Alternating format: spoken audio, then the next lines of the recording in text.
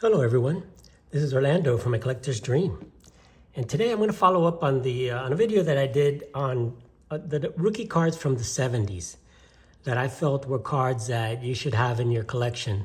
If you're collecting cards from the 70s and you want the rookie cards, I kind of shared what I thought were the top rookie cards there. And what I want to do in this video is I want to just kind of follow up and share cards that are not the rookie cards, but I think are important cards to have from the 1970s. And, so we're going to start first, again, with 1970. And I'll start off with this Reggie Jackson. This is the second year Reggie. I think it's just one of the best cards of Reggie. Shows him there with the old style A's uniform and young Reggie Jackson. Just a really nice shot of him there batting. I think that's one of the cards that I think you should have in your collection. Another one I'm going to share is a tough card to find. Back in the day, this is one of the tougher cards because it was a high number. It's number 660. It's Johnny Bench, 1970 Johnny Bench card. Was kind of a pretty tough card and a very desirable cards back in the day when I was collecting.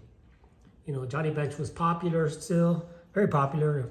Always been, probably the best catcher out there. So this card, since it was a high number, it was one of those cards that really was tougher to find. Back in the early 70s, the high number series were really difficult. And in that high number series is also the Nolan Ryan card. And again, one of the most popular cards in the set, one of the most desirable cards in the set is this Nolan Ryan. And again, it's number 712. And I pulled this from the pack. Unfortunately, it's way off-centered, but damn, is it beautifully sharp. Look at the corners on that thing. And the picture is awesome, so, that's another one of the cards. Some of the things that I like about the 70 sets also is that they have the Sporting News cards. And these are just 3 of them, and pretty much all Hall of Famers in this set, almost all Hall of Famers. But I do like the second year Reggie Jackson in that. And, it's similar to the 1961's Sporting News All-Stars that has them, breaking through the newspaper headline. So it's a really cool subset. If you guys like to collect subsets, this one I actually like better than the Hank Aaron card where he's sitting in the dugout. But if you like to collect subset, that's a nice subset to collect from 1970. Another nice subset from 1970 is this, and that's the playoff and the playoff cards, because it was Nolan Ryan and Tom Seaver. So you get a great Nolan Ryan card in there. And then there's a Tom Seaver card in there. So those are cards that kind of, if you're a Seaver or a Ryan fan, the 69 Mets, come on. You got to add that to the list. That was a very, very important time back in those days. So as far as 70s, that's kind of what I will put in there. I'm also going to throw in on the 70s is Ted Williams. Ted Williams came out as a manager 3 years. So, if you want to collect, post-playing days, but still, he was a manager and he was literally playing the game. Not playing, but he was managing. So these were his last cards. And again, all-time great Ted Williams. Also in some of these 70s sets, if you're interested in Ted Williams and things like that. And I did forget last time to include the Ted Simmons rookie card. Again, another of the big rookie cards in there was the Burt Bly 11. I showed that graded one I had. But, again, these are their rookie cards. That's the Ted Simmons, and this is the Burt Bly 11 autographed. But I missed this on the last video. I missed a few on the last video, but I'm really appreciate you guys chiming in, letting me know, hey, I would add this, I'd include that. I really enjoy that. So keep it up, guys. Another card I think is important is the Garvey rookie card here. And that was a huge card back in the day. Everybody thought Steve Garvey was a surefire Hall of Famer, and ended up that he probably will never get into the Hall of Fame, but he was a very, very good player. Played for the big team, the Dodgers, and very, very popular player. So I think that's a card that definitely should be added to a card that you should own from 1971. And other cards I think should be included in that is, of course, the Nolan Ryan. One of the nicest Nolan Ryan cards, in my opinion. They had a lot of action shots back in 1971. It was actually the first year that Topps had action shots, and the Nolan Ryan is one of the best ones, with him pitching with the Royal Crown Cola in the background. And if you get it in a beautiful condition like this one, it just pops, especially in the SGC. I like it. I like SGC either way. But there were a lot of other in-action cards in that set. So if you enjoy those type of cards, check it out. There's some Hall of Famers. There's the Bob Gibson in there, Joe Morgan. Just some cool cards. That's why, in my opinion, this 71 set is, to me, the best set from 1970. I mean, from the 70s, in my opinion. I'll rank this as number 1, and probably 75 as the number 2, in my opinion. But some great things that they had never done before in action shots. And that Nolan Ryan is definitely one that, I think you should have in your collection. Some other things with the 71 set, it was tough to pick up some of the high number cards. So cards like this Willie Mays in his later years, but it is a tougher card to find of Willie because it is a high number card. You can see it's the number 600, and it's kind of cool because he had surpassed the 600 home run mark. He had 628 there, so they put him at number 600. And another tough card, and I think it's an important card, non-Hall of Famer, but it's Richie Allen. And the 71 Richie Allen high number card is extremely tough to find, especially in great condition. And what I like about Richie Allen in this particular card is he's the only one in the set that has a mustache. In those days, if you look at a lot of those cards, and I've shown you the Raleigh Fingers and stuff, where they don't have mustaches back in those days. So it's a cool card. I think he is a possible Hall of Famer. So I think that's a card that you probably should pick up, not as rookie or anything like that, but again, it's one of those cool cards and a tough card from the high number series of 1971. And 1972 also had a lot of high number cards that were tough to find. And similar, something like this, what they did have, they had these throughout the set, is where you could pick up the regular card and the in-action card, and you could see that they were, right after each other. This is 695, 696, and this is a high series. 72 high numbers are really, really difficult to find, probably one of the toughest ones. But what I like about the 72 sets is it was such a big set, over 770 cards, if I remember correctly, that they had almost every player. They had an in-action and a regular one. And the cool thing about this one, which I think is kind of why I like it, is check out the guy putting in the background. He's putting that baseball like a golfer. So I just thought it was a cool card, and just wanted to share that, in those days they did have, in-action cards of pretty much all the players like this. So if you're a player collector, it's kind of cool, to pick up, the Yaz, and then the Yaz in action, and a few other players like that. So some cool cards from 72. I'm not going to do too much on that because we got some more to cover. So moving on to 73. I think 73 is one of the iconic cards. The 73 is the last Roberto Clemente card. I think that's a classic. Anybody that is a Clemente fan, just kind of holds that particular card, and and just it's relative. So I picked that card too, and again, one of the last cards of Willie Mays. I'm not sure if this is the last card or not, but it's just you know, you could see him aging there, and just you know, a cool card of Willie.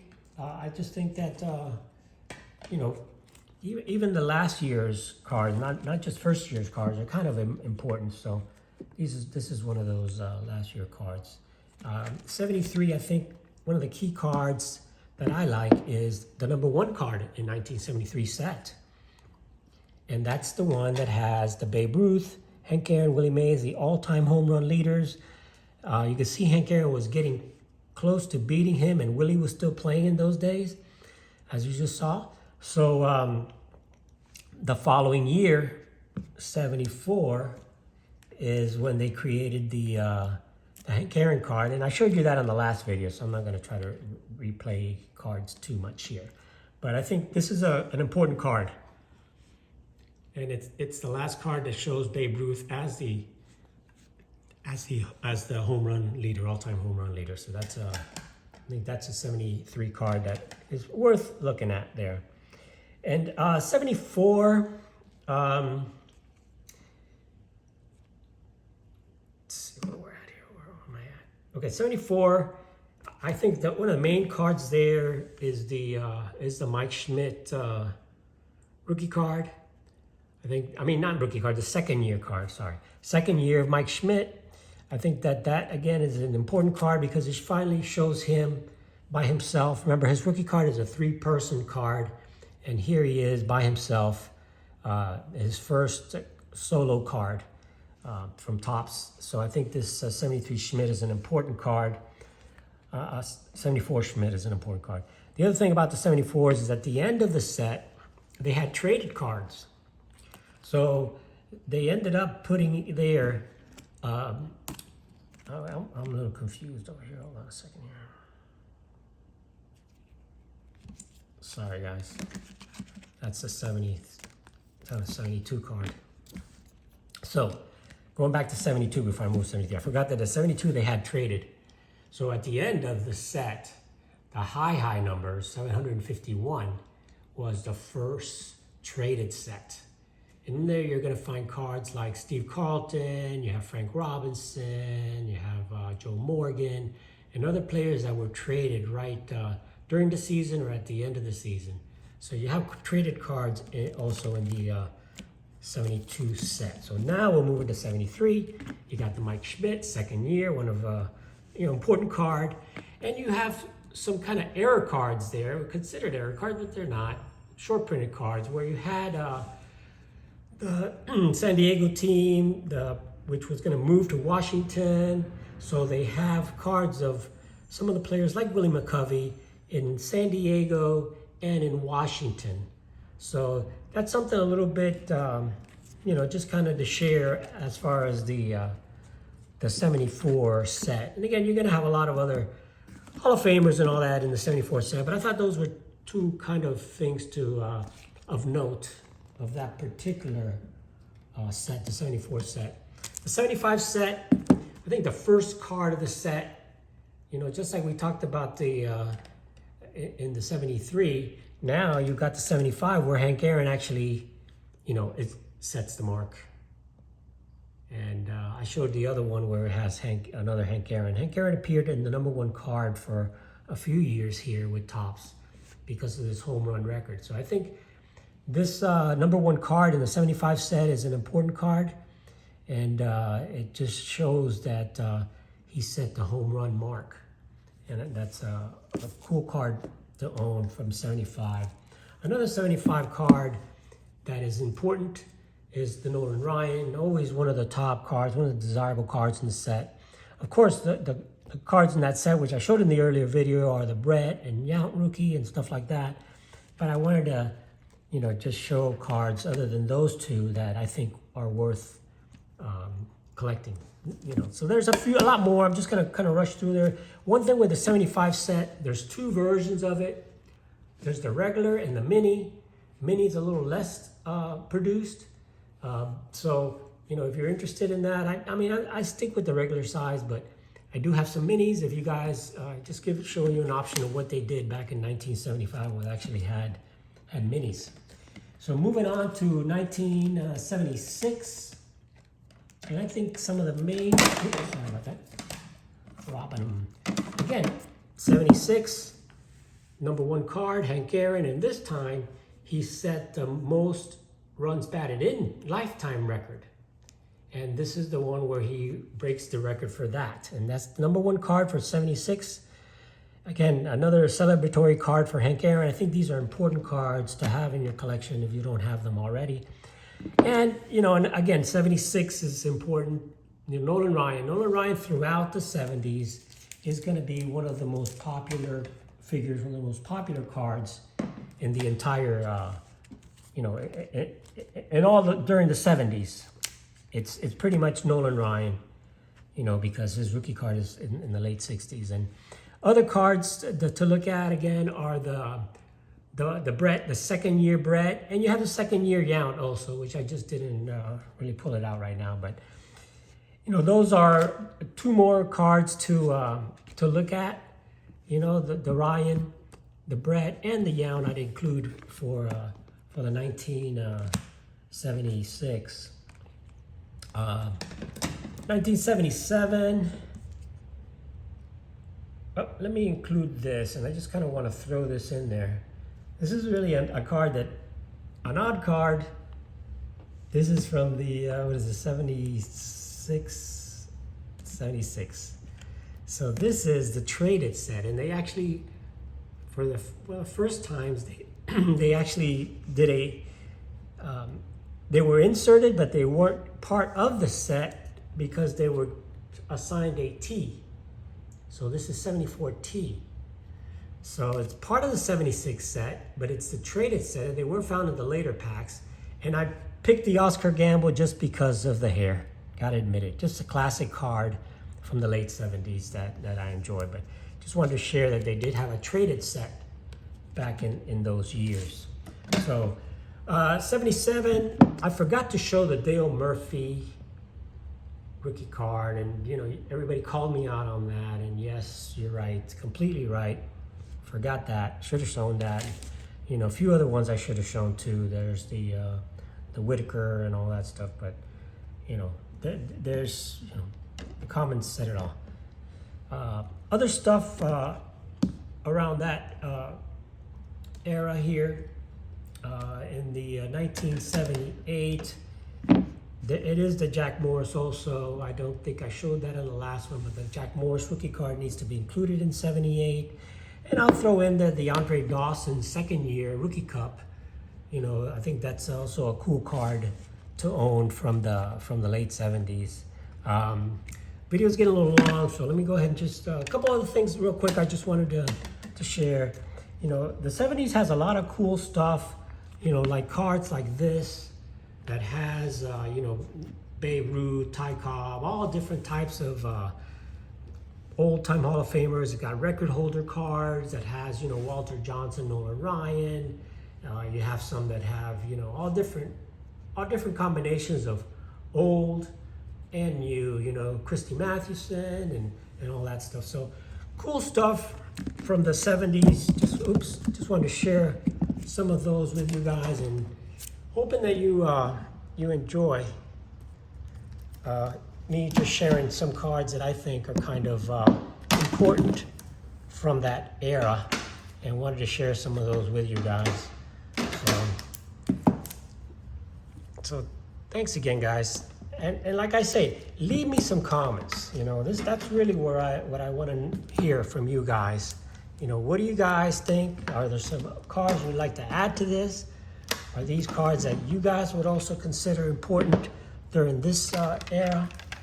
You know, what do you think? Please like and subscribe. This is Orlando from A Collector's Dream, and I'll catch you on the next one. Thanks for watching.